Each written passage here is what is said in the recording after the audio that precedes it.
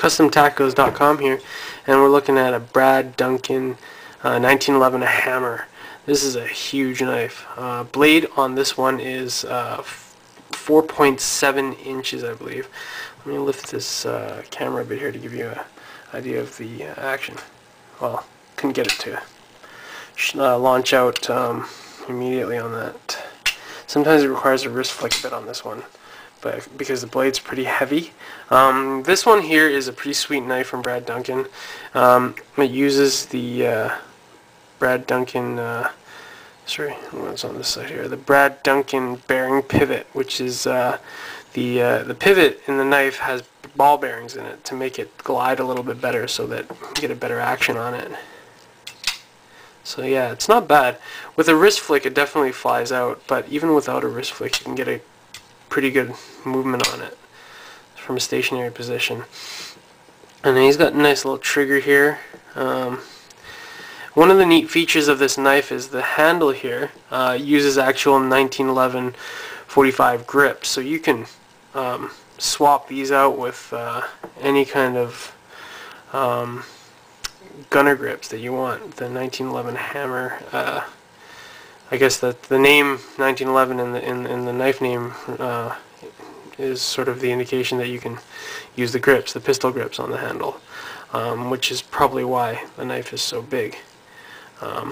Like when I'm holding this knife, it's like I could hold it here, but I'm holding it up here. There's a ton of room below. I'm gonna look at the. I can get this focus again. So I always have trouble doing that. You can take a look at this. The trigger here. It's actually sort of got a funny color on the inside there. You can see it. I'm not sure if that's an intentional thing or what, but it might be a sort of a finish that he does.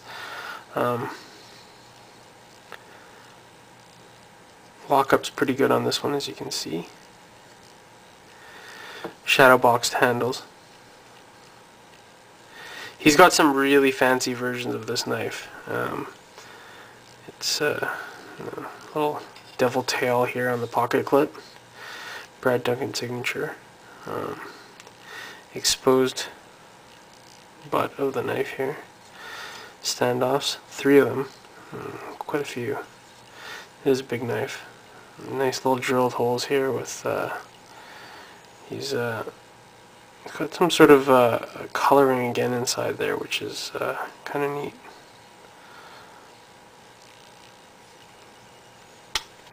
And this blade is actually it's a hell of a blade. It's ground pretty good. I know Brad Duncan's quality a few years ago was a little bit questionable because there were a few people that were unhappy with his work, but he seems to be back on the ball now, which is good. I do have to say that the quality of this knife may not be as good as I would have hoped. There are just some finishing things that are, you know, a bit lacking, like a little bit of a little bit of fraying here on the edge of the handles. These are micarta. A little bit of fraying on the edge there, but nothing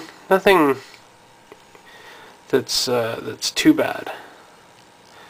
Just a few finishing things that I would have liked seen improved. Like the finishing on the inside of this, as you can see, the beveling on the inside is not perfect.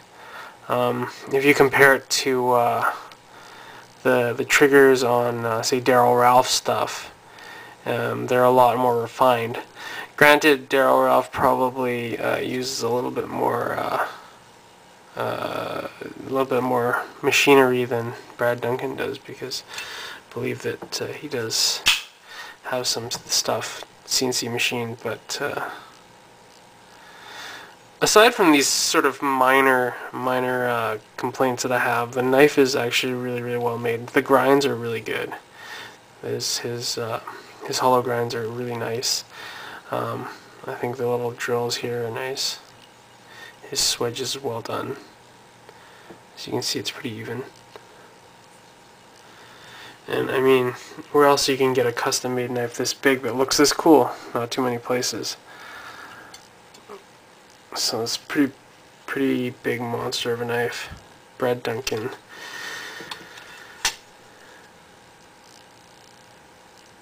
So hope you enjoyed the review. 1911 hammer.